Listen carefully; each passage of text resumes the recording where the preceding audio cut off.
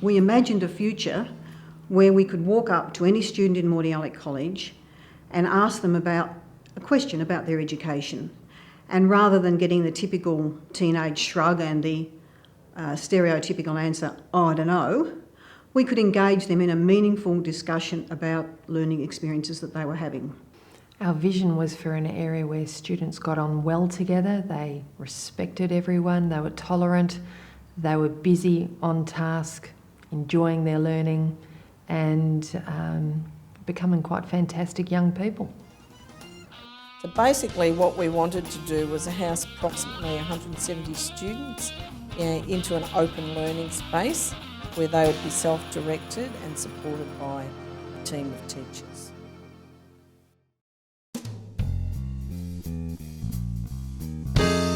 The Code of Cooperation is an agreement that all the Year 7s have made to make our centre a fun and happy way of learning. We made it by getting into groups and each putting in their ideas and what they would like. And then we all voted on which behaviour we would like, and then that's how we made our Code of Cooperation. Rather than us telling them how to behave, the students themselves came up with a Code of Cooperation. It's kind of like rules, but we'd like to call it Code of Cooperation because everyone has made them, so it's not teachers just setting rules, it's us putting them in, so we have to obey them. There are 7 family groups, and each of those groups has a family guide. I'm one of those family guides. They don't tell us what we do through the day. We have to do it ourselves and learn ourselves more than anything. When we bring all of the 150 so kids together, so all of the family groups together, we term that a neighbourhood. The neighbourhood's like sort of a whole lot of people brought together, and the centre is a pretty big place, so it's like everyone coming together. This is the flowchart for the Year 7 Centre at Mordialloc College. You can come in the morning if you've forgotten your book for silent reading, so you borrow a book. And then you come in and you have silent reading for half an hour.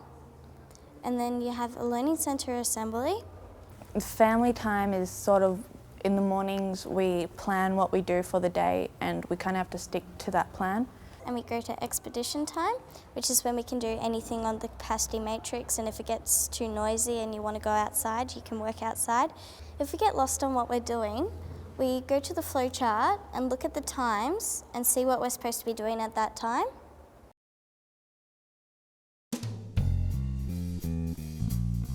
This is our capacity matrix. It's called Around the World in 14 Days, and it has lots of elements on it.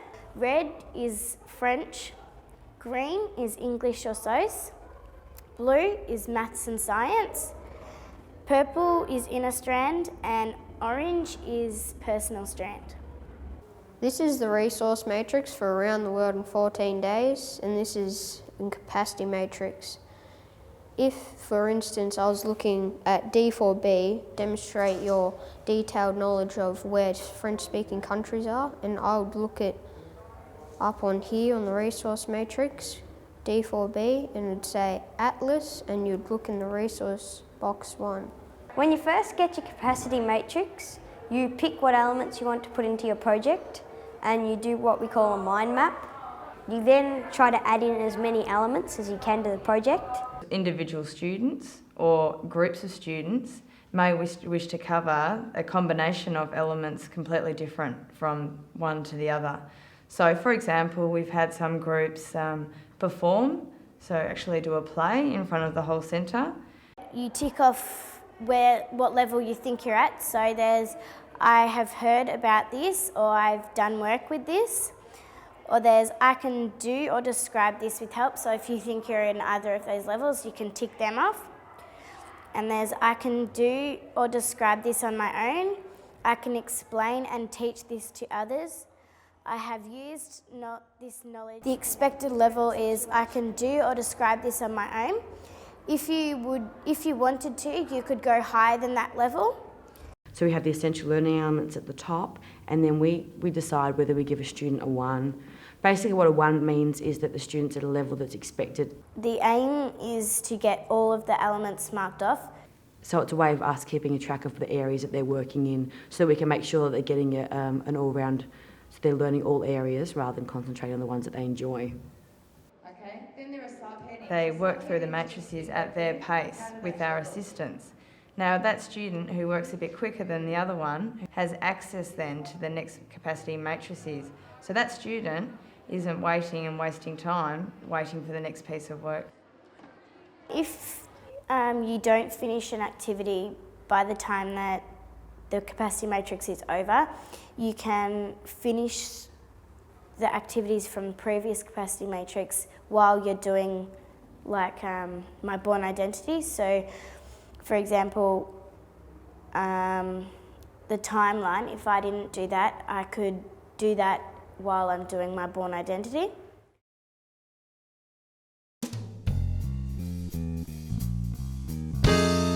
A group may be working on a project and, for example, they need to find out about how to round off decimal numbers. So what they would need to do, they've got a number of avenues of resources that they can go through, but they may choose the workshop avenue. This is how you request a workshop. You will get a form like this that says, I need to know more about. You'll put the subject that you want to learn more about. The teacher will take it out and will read it. Then she will put a workshop sign-up sheet. Then whoever also needs help can sign up for a workshop. This is a flowchart of how to attend a workshop. First you check the workshop agenda board. Then you sign your name up to the workshop. Sometimes we have 5 people in a workshop. Sometimes we might have 25, or even sometimes we have the neighbourhood workshop. After the workshop, you will place any materials given to you at the workshop in your learning folder. Then you write a reflection in your learning folder. Because the students want to be there, there are no distractions and students are genuinely interested in what's going on. In a traditional classroom, students are sometimes under pressure because the teacher expects everyone to be at the same level. So, for example, in a French classroom, everyone has to learn verbs at the same time, and if someone doesn't understand it, then the teacher has to explain it all over again while everyone else is listening to the same explanation until everyone gets it. The beauty of the Learning Centre is that students can pace their own learning. They can learn what they need to learn and when. When students are working through their capacity matrices and they find that they need help with a particular problem, or they just need to have something clarified, students will go to their levels of self-help. These are our levels. We have ourself, resources, a friend, and then the teacher. With yourself, you have to see if you know it and if you have researched it properly. And then resources, we have resource tubs everywhere and books. We have friends, which we can always ask, and they're always willing to help. And then if they don't work, the teachers always know the answers. So family guides are obviously always there for assistance, but we just encourage the students to try all their avenues before just asking. Well, we used to just always go to the teacher and not figure out anything for ourselves.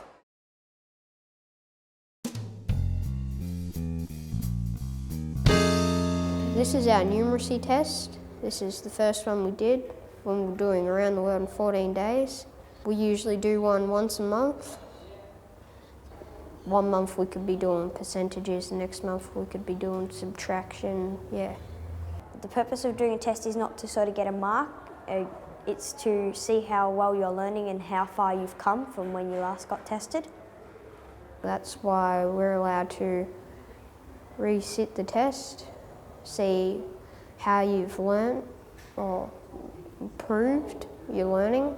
You'd go through with the teacher and she would say the things you got wrong, you can understand how you got it wrong. You have the option to resit it until you get 100% or until you're happy with your result. I've done pretty good myself. Usually if I've only had 2 tries, yeah, I usually get about 80–70% most of the time, yeah.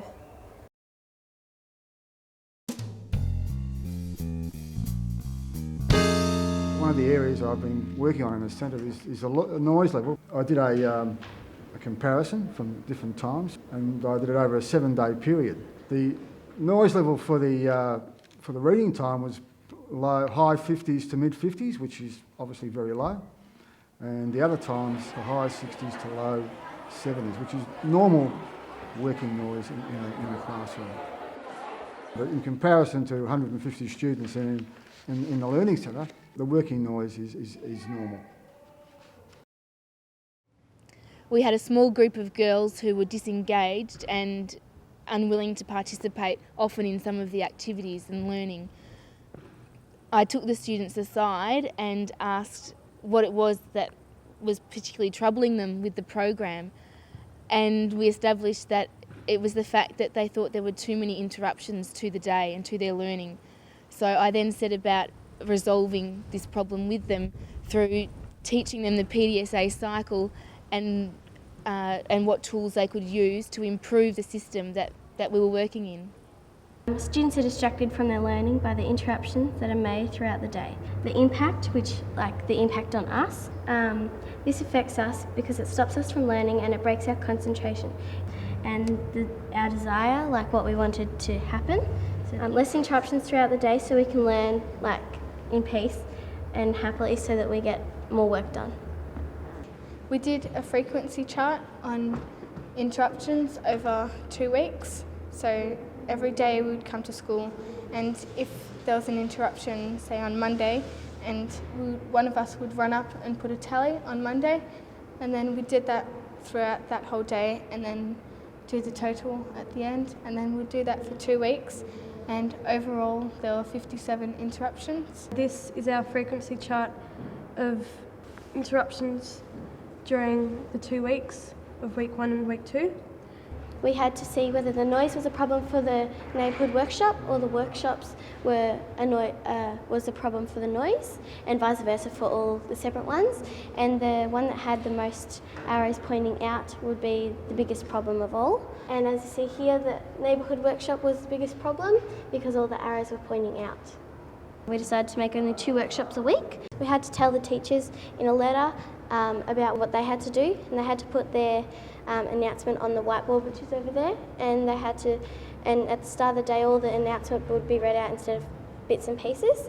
Our next steps are to just see how many interruptions we get a day, and today we didn't have any, so that's a big difference compared to having 6 a day. Not only did it empower them to enable them to work on the system, not just working within it, but it also contributed further to their learning. They linked certain parts of the PDSA cycle to their capacity matrices. They wrote formal letters. They learnt how to create Excel graphs. There was a wide variety of learning, not just making them happier.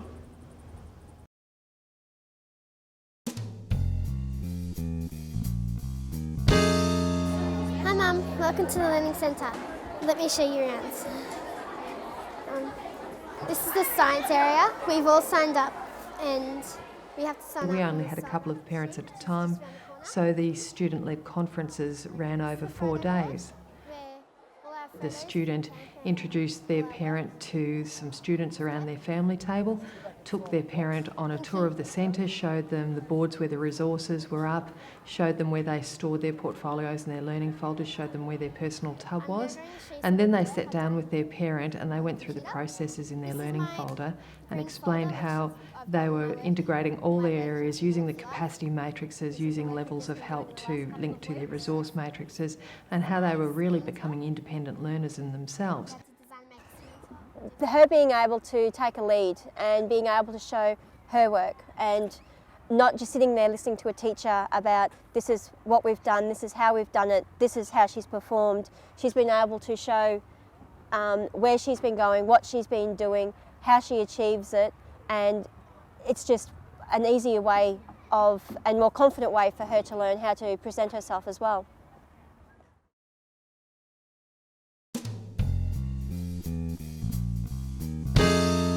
In semester 1, we asked the students to complete a consensogram asking how committed they were to being in the Year 7 Quality e-Learning Centre. On average, students were 70% committed to being in the centre.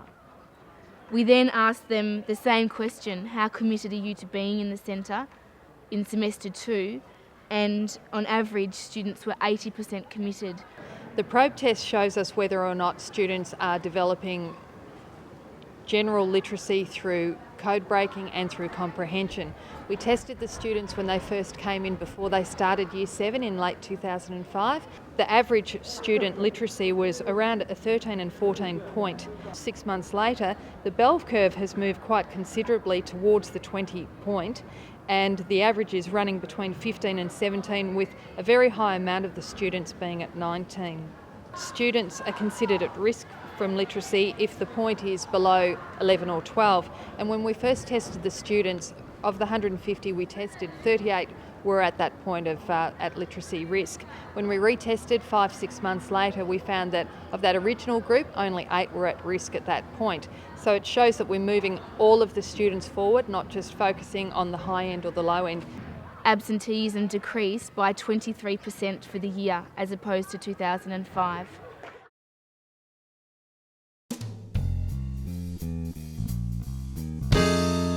I do enjoy learning this way because I sort of get to design how I want to present my things. We can make it fun.